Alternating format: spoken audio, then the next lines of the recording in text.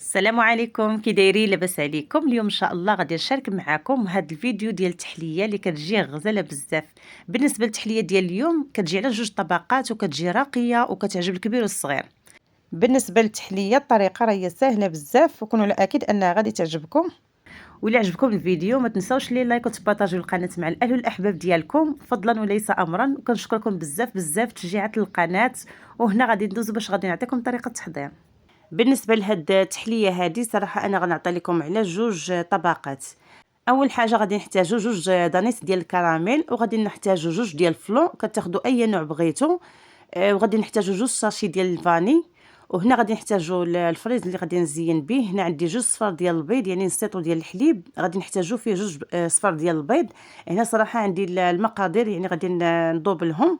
وغادي نحتاج شويه ديال الكركاع باش غادي نزين، وغادي نحتاجو جوج معالق ديال النشا في نص لتر ديال الحليب.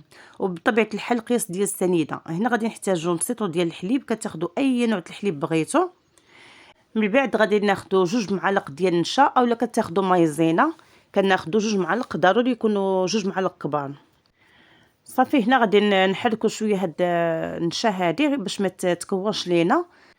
من بعد فاش غادي نسالي غادي ناخد فلو ديال الشوكولات وغادي نزيدو على الخليط اللي عندي.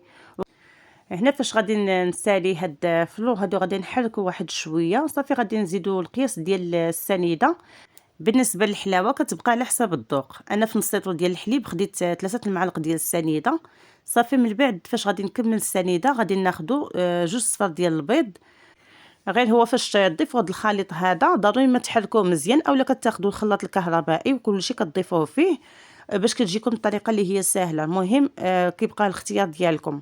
هنا صافي بعد ما حركت غادي ناخذ كاميله، غادي نضيف هذا الخليط اللي عندي هنا وغاديروا على نار مهيله حتى يبدا يعقد لينا هاد التحليه هذه. غير هو ضروري ما تجهدوش البوطه. بالنسبه للبوطه تكون على نار مهيله باش ما تحرقش لينا، كتعرفوا لان فيها السكر وفيها البيض. المهم ضروري نخليو البوطه شويه مهله. هنا كيف ما كتشوفوا بدات دينا ديك الفقاعات. بينا راه وجات لينا التحليه هذه. غادي نحيدوها من فوق البوطه. صافي فاش غادي نحيدو هاد الخليط ديالنا فوق البوطه غادي نخليه حتى غادي يبرد واحد شويه.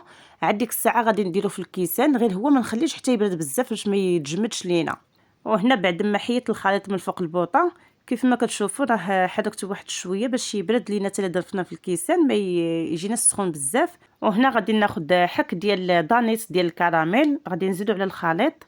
صراحه انايا بغيت نغير المذاق ما بين الشكلاط والكراميل باش كيعطينا واحد النكهه اللي هي زوينه بزاف. هنا فاش غادي نكمل هاد الحكيك ديال الكراميل. وهنا بعد ما ساليت هاد الحك ديال دانيت غادي نحرك الخليط ديالي مزيان. صافي فاش غادي نحرك يعني حتى يتخلط لينا على هذا الشكل هذا.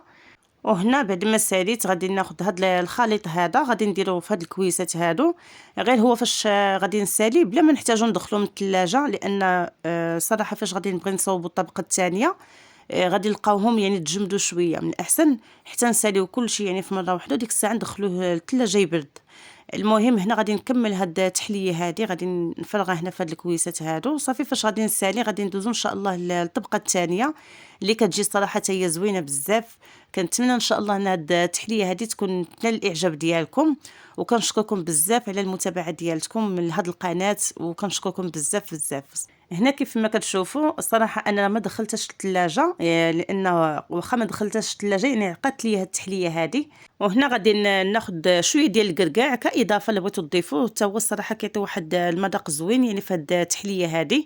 كناخذ شويه ديال الكركاع اولا كتاخذوا شويه ديال اللوز، المهم الاختيار كيبقى لكم. كناخذوا غير شويه وكنضيفوه هنا الوسط ديال الكويسات. وهنا غادي نكمل هاد الكركاع هذا اللي عندي هنا. غادي نكمل هاد الكاس اللي بقى ليا. صافي وغادي نخلي هاد التحليه هذه على جنب وغادي نرجعوا باش غادي نوريكم الطبقه الثانيه يعني نفس الطريقه. هنا غادي ناخذ نص لتر ديال الحليب. بالنسبه للحليب كيف ما قلت لكم كتاخذوا اي نوع بغيتو. صافي هنا غادي نفرغوا في الطاسه هذه وغادي ناخذوا جوج معالق كبار ديال النشا اولا مايزينا، المهم اللي متوفر عندكم في الدار كتقديو به. وهنا فاش غادي نسالي الحليب غادي ناخذ جوج معالق كبار ديال النشا. بالنسبه للمعالق ضروري يكونوا جوج معالق كبار. وهنا غادي نسالي جوج معالق ديال النشا. غادي ناخذوا جوج ساشي ديال الفاني. بالنسبه لهاد الساشي ديال الفاني اللي كيعطي واحد النسمه خطيره بزاف هاد التحليه هادي. تقدروا تاخذوا ديال البرتقال، تقدروا تاخذوا اي نوع بغيتو، حتى الا ما بغيتوهاش تقدروا تفاداوها. المهم انا عطيتكم المقادير اللي خدمت بهم. هنا غادي ناخذوا جوج صفار ديال البيض، من بعد غادي ناخذوا فلو حتى وزدتو على هذا الخليط هذا، وغادي نحرك الخليط على ما يندمج ليا مزيان. وغادي ناخذوا واحد كاسرونه اولا كتاخذوا شي كاميله كيف ما خدمت انا في الاول. وهنا غادي نكمل وغادي ناخذ الخليط وغنديرو في الكاميله، غير هو نخلطوه مزيان. من بعد كنديروا الخليط ديالنا فوق البوطه. بالنسبه لهاد الطريقه راه هي شي حاجه اللي هي سهله بزاف وما كتاخذش لنا الوقت. وهنا بعد ما ساليت صافي خديت هاد الخليط اللي عندي درته هنا في هاد الكاميله، وزدت 3 المعالق ديال السنيده، وهنا درتها فوق البوطه على نار مهيله حتى غتبدا تعقد ليا هاد التحليه هادي. وهنا غادي نبدا نحرك هاد التحليه، يعني ما غاديش نوقف من التحراك. صافي غادي نبقى نحركها يعني حتى تختر ليا هاد التحليه اللي عندي هنا في هاد الكاميله. من بعد ان شاء الله غادي نطفي عليها البوطه. وهنا بعد ما ساليت غادي نحيد هاد التحليه هذه من فوق البوطه، غادي نحطها هنايا. غادي نحركها غير شويه على ما تبرد، يعني ما نخليوهاش تبرد بزاف. كتعرفوا كيف الطريقه الاولى، يعني خليتها غير بردات شويه صافي ودرتها في الكويسات. وهنا كيف ما كتشوفوا هاد التحليه هذه صراحه جمدات في هاد الكيسان هادو. غادي نزيد عليها هاد التحليه هذه اللي صوبت دابا الطبقه الثانيه، صراحه اللي كتجي زوينه بزاف وكيجي واحد المذاق اللي هو مختلف على التحليه اللي كنصوبوا حنا ديما. المهم هاد التحليه كنتمنى ان شاء الله انكم تجربوها. هنا صافي غادي نكمل هاد الخليط اللي عندي هنا، غادي نفرغه في الكويسات. صافي فاش غادي نسالي غادي نخليها حتى تشد في راسها واحد شويه، وغادي نزينها بهاد الحكيك ديال دانيت اللي كيعطي حتى واحد المذاق زوين في هاد التحليه هادي. هنا كيف ما كيبان لكم غادي نكمل هاد الكاس اللي بقى ليا. وهنا فاش غادي نسالي غادي نخلي هاد التحليه حتى غادي تجمد غير واحد شويه صافي. وغادي ناخذ هاد الدانيط هذا غادي نزين به. كيف ما كتشوفوا بالنسبه للتزيين كيبقى اختيار، تقدروا تخليو هاد التحليه هكا عاديه، تقدروا تزينوها بالفريز. صراحه انا قطعته على هاد الشكل هذا لان غادي نزين به بعد ما غادي ندير دانيط بالحق لانه بقى عندي. خديت هاد الفريز هذا قطعته على هاد الشكل هذا. وهنا بعد ما ساليت كناخذ هاد دانيت ديال الكراميل صافي كنبقى نزين هاد التحليه بهذا الشكل هذا، يعني كندير نص ديال الكراميل. تقدروا تاخذوا حتى ديال الشوكولات، هذاك داني ديال الشوكولات، او لا ما بغيتوش تقدروا تاخذوا شي تزيين كتبغيوه نتوما تقدروا تزينوا بهاد التحليه هذه. بالنسبه لي انا خديت هاد دانيت ديال الكراميل، هو صراحه اللي لقيته موجود داكشي علاش انا زينت به. صافي هنا فاش غادي نكملوا هاد التزيين هذا وغادي نقاد كلشي غادي ناخذ هاد الطريفات ديال الفريز.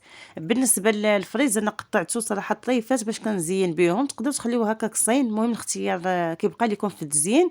فاش غادي نسالي غادي ناخذ واحد شويه ديال الكركاع حتى هو غادي نزين به. حتى الا ما بغيتوش تزينوا بهاد الفريز والكركاع تقدروا تخليوها غير هكا عاديه حتى هي كتجي المذاق ديالها زوين. هنايا صراحه انا غادي نكمل هاد الفريز اللي عندي هنايا. صافي فاش غادي نسالي غادي ناخذ هاد الكركاع حتى هو غادي نزين به. صراحه انايا راه عجبني بزاف منين صوبتها، عطات واحد المذاق زوين بزاف. انا المهم حتى تجربوها ان شاء الله وغادي تردوا عليا وغادي تشوفوا كيفاش غادي تجيكم هاد التحليه هذه. هنا صافي بعد ما ساليت غادي نخليها شويه في الثلاجه. صافي هي كتجي على هاد الشكل هذا. صراحه كتجي طبقات وكتجي زوينه بزاف، وحتى المذاق حتى هو كيجي زوين بزاف. وبالنسبه للشكل حتى هو كيجي راقي. انا متاكده الا جربتوا هاد التحليه هذه اللي شاركت معكم كلوا على اكيد انها غادي تعجبكم وغادي تعجب حتى الوليدات الصغار. هنايا كيف ما كتشوفوا هاد التحليه اللي كتجي على جوج طبقات كتجي غزاله بزاف. بالخصوص الوقت ديال الصيف كنبغيو شي حاجه اللي تكون بارده ومتنوعه. كنصحكم انكم تجربوا هاد التحليه هذه، كونوا على اكيد انها غتعجب حتى وليداتكم.